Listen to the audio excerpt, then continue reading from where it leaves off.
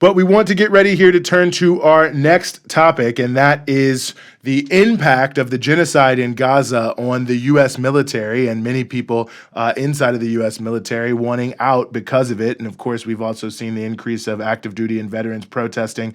Of course, Aaron Bushnell being one of the most notable people bringing attention to this issue. But we are very, very honored to be joined here on the show once again by Mike Prysner, who is a veteran himself and also host of the Eyes Left podcast and a producer for the Empire Files. Mike, as always, thanks for joining us. Thanks for having me. Great to have you as always. Aaron Bushnell's sacrifice, of course, made worldwide headlines. I think many people have heard about that. But I don't think people have heard about sort of the general state of resistance in the military regarding what's happening in Gaza. Maybe they've heard this or that person has resigned. But what do we know about this? Is there a rising tide of opposition amongst service members to, the complicity of the U.S. in the genocide? Yeah, well, I think tip of the iceberg is kind of a cliche, but it really is appropriate here. I mean, you have Aaron Bushnell, of course, at the very top of that, deservedly so, who, sacrificed himself in uniform to try to wake up the American public and members of the U.S. military. And right below Aaron on that iceberg, you have several public resignations of people like Major Harrison Mann, Larry Hebert, Juan Betancourt, both of them airmen. You have a pilot named Riley Livermore who did the same, people who are quitting the military and doing so publicly and talking to the press about it, about how it's specifically over Gaza.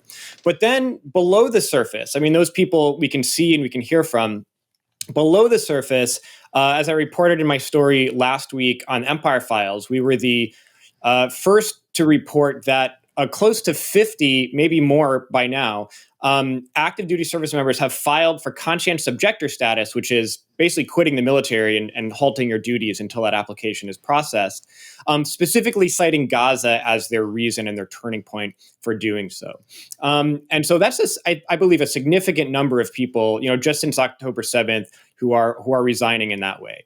That doesn't include the number of people who have filed for conscientious objector who did not go through the GI rights hotline, people who just did it on their own. It doesn't include people who have gone AWOL because they hit a breaking point with Gaza. And we know there are a number of those people. It doesn't include people who have finagled some medical reason to get out of the military ahead of their contract because they're sick of what's happening in Gaza as well. And so, and it also doesn't include the number of service members, people in the active duty who have become part of the struggle, who've been going to protest. I know several who have been mobilizing on the buses to the national demonstrations in DC and so forth. And so, the deeper you look, the more you realize that there is clearly a growing sentiment within the U.S. military. In that article I referenced that I published, I talked to 7 active duty service members who gave me a quote for the article. A few days later, The Intercept published an article that talked to, I think, 6 different active duty service members who gave a quote for that article.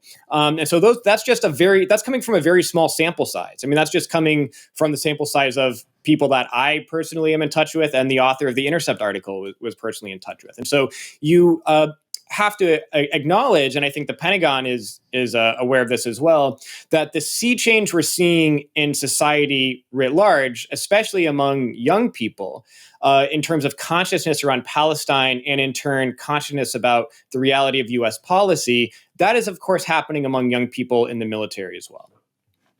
Well, and I'm glad you made that point about U.S. policy because, and maybe speaking specifically about conscientious objector status here, but it may be sort of a more broad question as well. I think some people might hear that and say, well, wait a second, I thought that, conscientious objector status was like, you're going to be sent to the front lines in Vietnam or whatever, and so you don't want to go fight. But the U.S. is not that directly involved, so what are they objecting to? And I thought that actually might speak to an interesting point, Mike, which is that perhaps the complicity of the U.S. with the genocide in Gaza is a lot deeper than I think maybe the average person knows. For sure. I think it is notable that we've seen some of the most dramatic and heroic actions coming from members of the U.S. Air Force, which do have like a much more direct role in the Gaza genocide in terms of providing the munitions, like literally loading them on the planes to transport them. Of course, Aaron Bushnell is in the Air Force. Larry Hebert, who I mentioned earlier, is the one that did the active duty airman who did the hunger strike in Washington for several weeks. Juan Betancourt as well, who was in Aaron Bushnell's unit, publicly and heroically standing up. And I talked to several other members of the Air Force who have quit over Gaza as well. And so we are seeing a surge in people who are playing, more of a direct role than the rest of the people in the military. I think with conscientious objector in general, there is a misconception.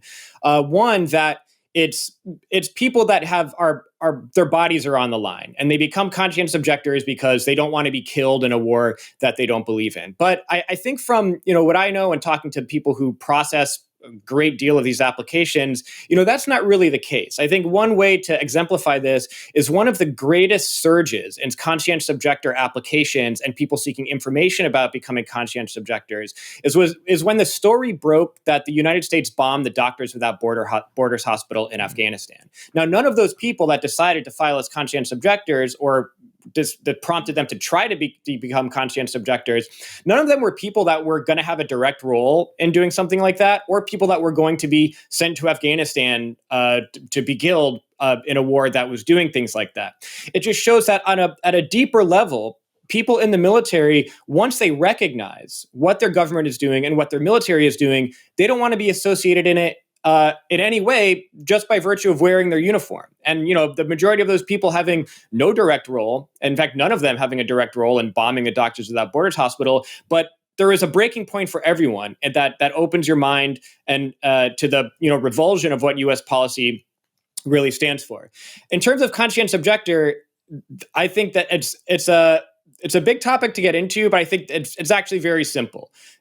Conscientious objector is an extremely easy way for anyone in the military to get out at any time if they disagree with what U.S. foreign policy is. Technically, you can't quit over disagreeing with U.S. foreign policy specifically, but that's besides the point. The Center on Conscience and War and the GI Rights Hotline, which are free services for that aid people in becoming conscientious objectors, they have like a 99% success rate in getting people quick, honorable discharges, maintaining all benefits once people drop those applications. So if you know what you're doing, it's a really important, swift way out, maintaining all your benefits. And I think that's the reason that so many people have begun to exercise it. But of course, I would say a large number of people in the military don't know that that's an option to them. And so, it very much is. And, it's one that I think more and more people should exercise, if simply they knew about it. Mm-hmm. Well, speaking of the issue that you raised about the, folks that directly and others that we're sure you don't know, but we know that are out there who are mobilizing as a part of the Palestine Solidarity Movement, and reading your article and thinking about this myself, we just lost Donald Sutherland recently, and that was on my mind because I was rewatching the FTA tour that he was involved in to reach out to active duty service members who were opposed to the Vietnam War all around Asia, by reaching them with this sort of alternative version of the patriotic, concerts and things for them. But anyway, long story short, it had me thinking about the long-term history of GI organizing as part of anti-war movements. And that's a big topic in and of itself too. But I was hoping you could just speak to that a bit, because I think it's an important aspect of the history of the movements that the Palestine Solidarity Movement is coming in the wake of. Right. Well, Vietnam is, perhaps the most exciting example. We have, as the Pentagon said, over half the U.S. military at the time were basically mutinous.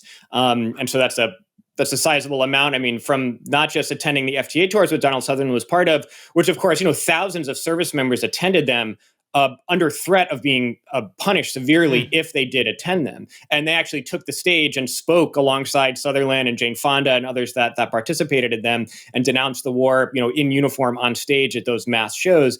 But there was such widespread rebellion and acts of sabotage and things like that throughout that war. It's an incredible history that I think everyone should know about, but it's also part of a long lineage. For the entire U.S. military history and history of both war and in peacetime, there are rebellions and mutinies, even from, as you know, Eugene, the Civil War. You have soldiers mutinying, black soldiers mutinying against racism, even while they are fighting, the slaveholders at the same time. They're fighting their white officers and carrying out mutinies there. And every war and every time of peace since, we've seen this. And so we recognize that it is a phenomenon in U.S. society and is an important one, but also in other imperialist countries as well. World War I, Germany and Russia, the Soldiers' Rebellion was key to ending those wars. The 1974 Carnation Revolution in Portugal, the rise of Chavez and the Bolivarian Revolution in Venezuela. I mean, there's many examples of movements and revolutions starting and germinating from rebellion within the ranks of the military. And so I think today, as we're seeing this grow and develop around Gaza within the military, and of course these incidents, these public resignations of respected officers like Major Harrison Mann, who then go on mainstream news and talk about, who's also Jewish and a Middle East expert, and denouncing U.S. policy. When you see hunger strikers, people self-immolating in uniform, I mean, this creates real pressure and adds to the real crisis that Washington is in right now.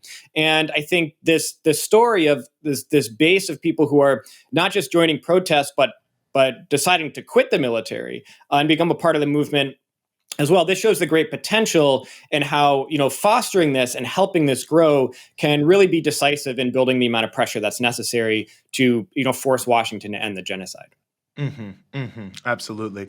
Well, and let me just ask you this. I mean, for those who are curious, who may even be watching this video, who themselves are, looking to pursue some of these actions, or at least know what their options are as it concerns their concern over the genocide in Gaza and the complicity of the U.S. military. Where should they go? Where can they look? And do you think, just in general, we should expect to see more of this insofar as the genocide continues? I think that as long as it continues and becomes more horrible day by day, we're going to see more and more people reaching their breaking point within the military. But it's important that those people know where to turn to and have support and have a movement that will welcome and embrace them and help them engage in these acts of rebellion and resistance as well. If you're in the military, it's very easy to find out what to do. You just go to the GI Rights Hotline, girightshotline.org, or call the number. It's a 24/7 anonymous, highly professional, very skilled people that will help you get out of the military in whatever way you can. We also did a recent episode on the Eyes Left podcast called A Guide to Getting Out of the U.S. Military, which has everything you need to know about it. But it's much easier and quicker to just call, figure out your options. But I think the most important thing for service members, if you are exploring those options, it is, it's really critically important to engage with the movement as well. And so I think one of the things that really inspires me about Larry Hebert and Juan Betancourt, those airmen that I mentioned, is that they're not just putting in their Conscientious Objector packets quietly, they're doing it publicly and talking to the press about it in hopes that it inspires other people in the military to do the same, which I'm very confident that will do. No, absolutely. Well, Mike, as always, we really appreciate you. Hope everyone's checking out the Eyes Left podcast and the Empire Files, where you had an exclusive article discussing this in more depth. But as always, thank you so much for giving us some of your time here on the Freedom Side.